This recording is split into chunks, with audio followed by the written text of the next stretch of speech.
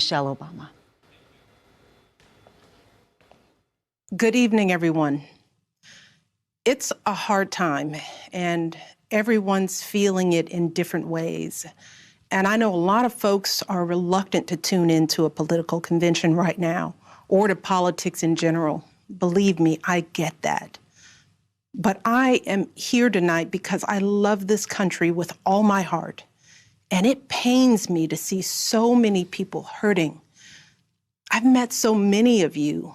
I've heard your stories.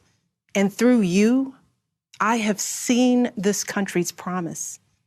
And thanks to so many who came before me, thanks to their toil and sweat and blood, I've been able to live that promise myself. That's the story of America.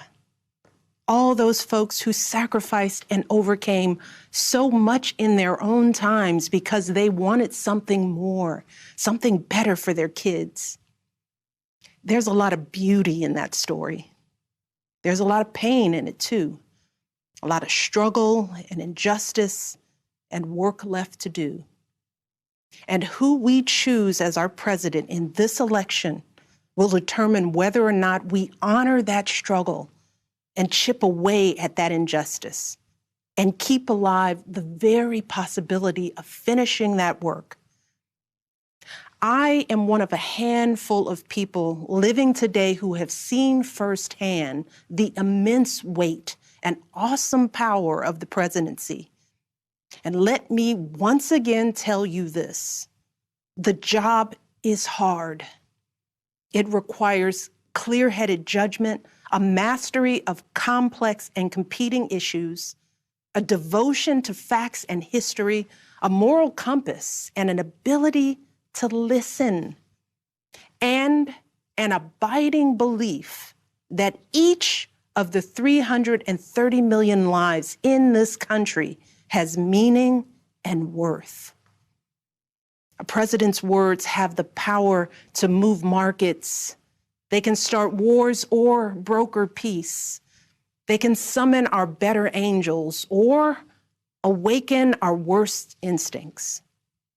You simply cannot fake your way through this job. As I've said before, being president doesn't change who you are. It reveals who you are. Well, a presidential election can reveal who we are too. And 4 years ago, too many people chose to believe that their votes didn't matter. Maybe they were fed up. Maybe they thought the outcome wouldn't be close. Maybe the barriers felt too steep, whatever the reason. In the end, those choices sent someone to the Oval Office who lost the national popular vote by nearly 3 million votes. In one of the states that determined the outcome, the winning margin averaged out to just 2 votes per precinct. 2 votes. And we've all been living with the consequences. When my husband left office with Joe Biden at his side, we had a record-breaking stretch of job creation. We'd secured the right to health care for 20 million people. We were respected around the world, rallying our allies to confront climate change. And our leaders had worked hand in hand with scientists to help prevent an Ebola outbreak from becoming a global pandemic. 4 years later, the state of this nation is very different. More than 150,000 people have died, and our economy is in shambles because of a virus that this president downplayed for too long. It has left millions of people jobless. Too many have lost their health care. Too many are struggling to take care of basic necessities like food and rent. Too many communities have been left in the lurch to grapple with whether and how to open our schools safely. Internationally, we've turned our back, not just on agreements forged by my husband, but on alliances championed by presidents like Reagan and Eisenhower. And here at home, as George Floyd, Breonna Taylor, and a never-ending list of innocent people of color continue to be murdered, stating the simple fact that a Black life matters is still met with derision from the nation's highest office. Because whenever we look to this White House for some leadership or consolation or any semblance of steadiness, what we get instead is chaos, division, and a total and utter lack of empathy. Empathy, that's something I've been thinking a lot about lately. The ability to walk in someone else's shoes. The recognition that someone else's experience has value too. Most of us practice this without a second thought. If we see someone suffering or struggling, we don't stand in judgment, we reach out. Because there, but for the grace of God, go I. It is not a hard concept to grasp. It's what we teach our children. Unlike so many of you, Barack and I have tried our best to instill in our girls a strong moral foundation to carry forward the values that our parents and grandparents poured into us. But right now, kids in this country are seeing what happens when we stop requiring empathy of one another. They're looking around wondering if we've been lying to them this whole time about who we are and what we truly value. They see people shouting in grocery stores, unwilling to wear a mask to keep us all safe. They see people calling the police on folks minding their own business just because of the color of their skin. They see an entitlement that says only certain people belong here, that greed is good and winning is everything, because as long as you come out on top, it doesn't matter what happens to everyone else. And they see what happens when that lack of empathy is ginned up into outright disdain. They see our leaders labeling fellow citizens enemies of the state while emboldening torch-bearing white supremacists. They watch in horror as children are torn from their families and thrown into cages, and pepper spray and rubber bullets are used on peaceful protesters for a photo op. Sadly, this is the America that is on display for the next generation. A nation that's underperforming not simply on matters of policy, but on matters of character. And that's not just disappointing, it's downright infuriating. Because I know the goodness and the grace that is out there in households and neighborhoods all across this nation. And I know that regardless of our race, age, religion, or politics, when we close out the noise and the fear and truly open our hearts, we know that what's going on in this country is just not right. This is not who we want to be. So what do we do now? What's our strategy? Over the past 4 years, a lot of people have asked me, when others are going so low, does going high still really work? My answer, going high is the only thing that works. Because when we go low, when we use those same tactics of degrading and dehumanizing others, we just become part of the ugly noise that's drowning out everything else. We degrade ourselves. We degrade the very causes for which we fight. But let's be clear.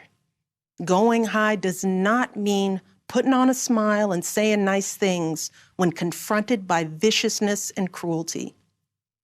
Going high means taking the harder path. It means scraping and clawing our way to that mountaintop. Going high means standing fierce against hatred while remembering that we are one nation under God. And if we want to survive, we've got to find a way to live together and work together across our differences. And going high means unlocking the shackles of lies and mistrust with the only thing that can truly set us free, the cold, hard truth.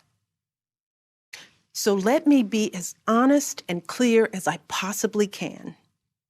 Donald Trump is the wrong president for our country. He has had more than enough time to prove that he can do the job, but he is clearly in over his head. He cannot meet this moment. He simply cannot be who we need him to be for us. It is what it is. Now, I understand that my message won't be heard by some people. We live in a nation that is deeply divided, and I am a Black woman speaking at the Democratic Convention. But enough of you know me by now. You know that I tell you exactly what I'm feeling.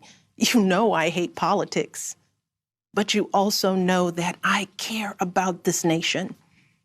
You know how much I care about all of our children. So if you take one thing from my words tonight, it is this. If you think things cannot possibly get worse, trust me, they can and they will if we don't make a change in this election. If we have any hope of ending this chaos, we have got to vote for Joe Biden like our lives depend on it. I know Joe. He is a profoundly decent man, guided by faith. He was a terrific vice president. He knows what it takes to rescue an economy, beat back a pandemic, and lead our country. And he listens. He will tell the truth and trust science. He will make smart plans and manage a good team. And he will govern as someone who's lived a life that the rest of us can recognize. When he was a kid, Joe's father lost his job. When he was a young senator, Joe lost his wife and his baby daughter. And when he was vice president, he lost his beloved son. So Joe knows the anguish of sitting at a table with an empty chair, which is why he gives his time so freely to grieving parents. Joe knows what it's like to struggle, which is why he gives his personal phone number to kids overcoming a stutter of their own.